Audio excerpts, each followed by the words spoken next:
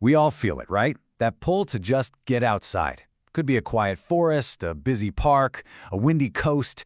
The outdoors just speaks to us. But what does it really, truly mean for these spaces to be open to everyone? Okay, let's get into this, because making the outdoors accessible is about so much more than just paving a path. This quote from writer and activist Dawood Qureshi just hits the nail on the head. Inspiration starts with seeing someone you can relate to. If you don't see people who look like you or who share your experiences out there enjoying these spaces, it sends this quiet message, a message that maybe, just maybe, this isn't for you. So, okay, besides that really important feeling of belonging, what are the actual, practical, nuts and bolts things that make a place truly open? Well, it's not about one single feature. It's about thinking through an entire journey. And that journey? It starts long before you even think about putting on your shoes. For a lot of people, the most critical part of any trip outside happens right at home, during the planning. A really helpful way to think about this whole thing is something called the access chain. Just picture a real physical chain with a bunch of connected links. If just one of those links breaks, the whole thing can fall apart. It covers everything from the moment you think, hey, let's go there, all the way to when you walk back through your front door. So let's break that chain down. We're looking at 4 key stages we have to get right. First, just making the decision to go in the first place. Second, the journey there and your arrival. Third, the actual experience you have once you're on site. And finally, number 4, leaving and getting home. Every single one is a crucial link. And right here, this is where that very first link so often snaps. Think about it. If you can't find clear, accurate info online about stuff like path gradients, or where the toilets are, or what the parking is like, you just can't plan. And if you can't plan, you probably won't go. The trip is over before it even had a chance to begin. Okay, so let's imagine you did find the info you need. Awesome. Now you've actually got to get there. And this brings us to the second crucial link in our chain, the journey and the arrival. You know, a good arrival isn't just one thing. It's a whole system. Can you get there using public transport? When you get close, are the signs actually clear and easy to read? Is there a safe spot for drop-off? And then there's the big one, parking. This is often the very first physical interaction a person has with a place. And this is where we need to think bigger than just parking. It is so much more than a few standard accessible parking bays. It's about having enough room for those larger vans that have side or rear lifts. It's about having space for minibuses or even a spot for a car that's towing a trailer with an all-terrain mobility scooter on it. All right, you've planned it, you've arrived, you're finally on site. This is it, the main event. But is this simple walk in the park ever really that simple for everyone? Now this right here is a perfect example of thoughtful design.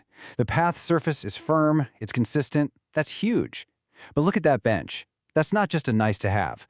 For a lot of people, knowing there are places to rest at regular intervals is the one thing that makes a walk like this possible at all.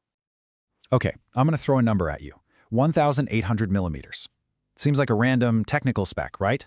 But I promise you, what it represents is something really, really human. Any guesses?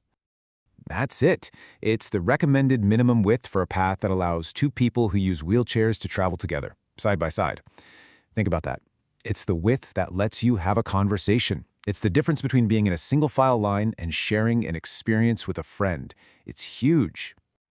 What's under your feet or your wheels makes a massive difference too. Mown grass might look nice and natural, but one rainy day can make it totally impassable. Compacted aggregate is usually firm and stable, but if you use the wrong kind of stone or don't maintain it, it can get loose and just as tricky. The bottom line is, even these seemingly small choices have really big consequences. And you know what else great design includes? Great communication.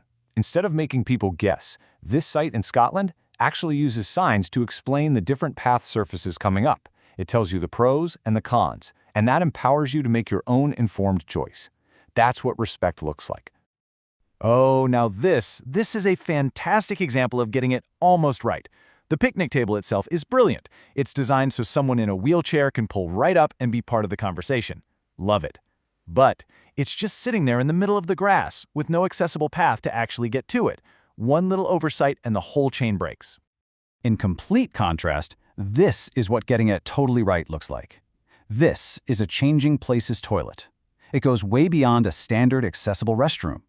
It has a hoist, an adult-sized changing bench, For people with profound disabilities and their families, having a facility like this can be the single deciding factor on whether a day out is even possible.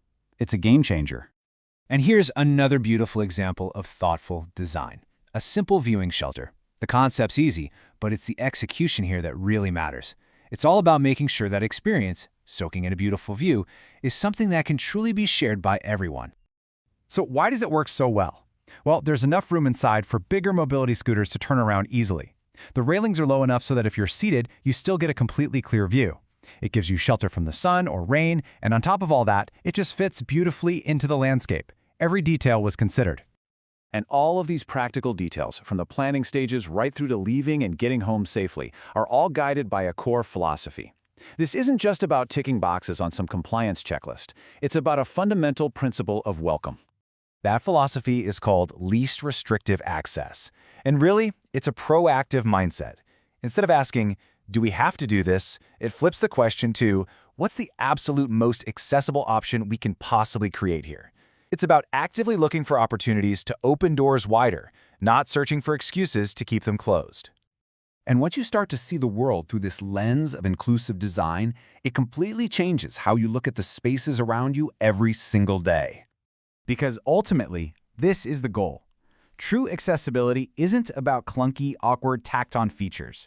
It's when the design is so good, so thoughtful, and so integrated that the barriers themselves just disappear. The space just works, effortlessly, for everyone. So I'll leave you with the question. The next time you're out, maybe on a trail, in a city park, or down at the beach, just stop for a second and really look. Look at the width of the path, the height of a sign, the surface of the parking lot. What invisible barriers or what hidden acts of welcome are you going to notice now?